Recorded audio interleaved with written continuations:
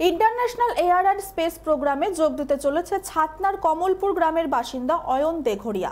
বাঁকুড়ার MDB DAV public স্কুলের ছাত্র অয়ন ক্লাস 5-এ পড়ার সময় মারা যান বিশ্ব বরেণ্য বিজ্ঞানী স্টিফেন হকিংস। তার মারা যাওয়ার 2-3 মাস আগেই অয়ন জানতে পারেন হকিংস এবং মহাকাশের বিশালতা নিয়ে তার গবেষণার বিষয়। ধীরে ধীরে ছোট্ট অয়ন খুঁজে পায় তার জীবনের লক্ষ্য। তখন থেকে অয়নের শুরু মহাকাশ নিয়ে চিন্তা ভাবনা। কিন্তু এত সবের পরেও চিন্তার শেষ নেই কমলপুরের দেঘরিয়া পরিবারে। ওই কর্মসূচিতে অংশ নিতে পাড়ি দিতে হবে আমেরিকা। হাতে আর মাত্র কটা মাস। অয়নের বাবা একটি বেসরকারি সংস্থার কর্মী। ইচ্ছে থাকলেও যেন উপায় নেই। যাতায়াত সহ আনুষঙ্গিক খরচ তার পক্ষে জোটানো অসম্ভব। তবে কি অয়নের স্বপ্ন পূরণ অধরা থেকে যাবে? তাই অয়নের অসহায় বাবার আর্জি, এই অবস্থায় কেউ বা কারা আর্থিক সহযোগিতা নিয়ে পাশে দাঁড়ালে অয়নের স্বপ্ন পূরণ সম্ভব হবে বলে জানিয়েছেন তার বাবা। ঠিক আমি জানতে পারি স্টিফেন হকিং নিয়ে প্রথমে আমি জানতে পারি। তো স্টিফেন হকিং মারা যাওয়ার আমি তার 3-4 মাস আগে আমি তার সম্বন্ধে জানতে পারি বেসিক্যালি। তো সেই টাইমে আমার প্রথমে অ্যাস্ট্রোনমি ভালো লাগতো। তারপরে আমার সে ক্লাস 2022-এ ইসরো ইউবিকা প্রোগ্রামে সিলেকশন হয়। তো ইসরো ইউবিকা প্রোগ্রামে যাওয়ার পরে স্যার আমার অ্যারোস্পেস ইঞ্জিনিয়ারিং এর প্রতি আরো ভালোবাসা জন্মায়, যেটা অ্যাস্ট্রোনমি থেকে আমার পরবর্তীকালে প্রপালশন সিস্টেমে শিফট হয়ে যায় পুরোপুরি।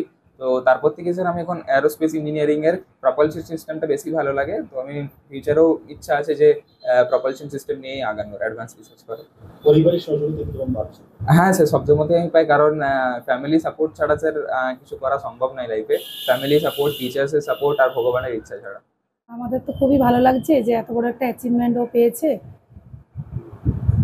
ছেলে তো যাবে আমেরিকায়, হ্যাঁ, সেক্ষেত্রে কি বাধা হয়ে দাঁড়িয়েছে? বাধা হয়ে দাঁড়িয়েছে মানে অনেকটা অ্যামাউন্ট, তো যদি মানে ও স্পন্সরশিপ পায় তাহলে একটু ভালো হয় আর কি। ছেলে যেভাবে পড়াশোনা করতো আপনারা কিভাবে সহযোগিতা করেছেন? ছেলেকে আমরা প্রথমত ও ছোট থেকে এই স্পেস নিয়ে ওর একটু ভালো লাগতো, মানে ক্লাস 5 থেকে ও স্পেসের প্রতি একটু ভালো লাগা জন্মেছিল।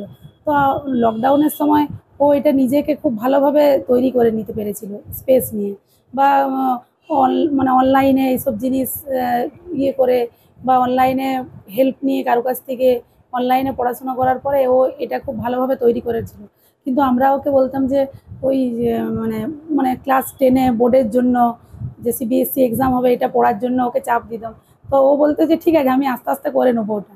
বা এই বছরও ধরুন ও এইচএস দেবে, ওকে এখনও আমরা বলছি পড়ার জন্য। ও মানে এই স্পেস রিলেটেড নিয়েই ও পড়তে খুব ভালোবাসে আর কি। বাঁকুড়া থেকে নবেন্দু হাটির রিপোর্ট, চ্যানেল 24/7।